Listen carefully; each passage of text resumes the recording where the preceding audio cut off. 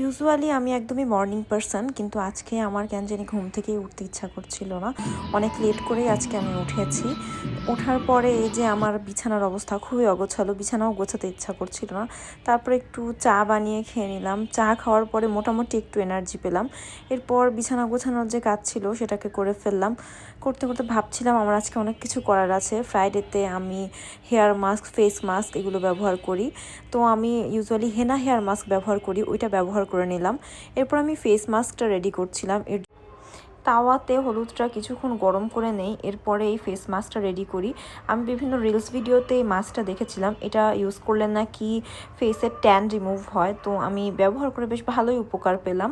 এরপরে ফ্রেশ একটা শাওয়ার নিয়ে আসার পরে দেখলাম আমার ফেসের ট্যান ভালোই রিমুভ হয়েছে।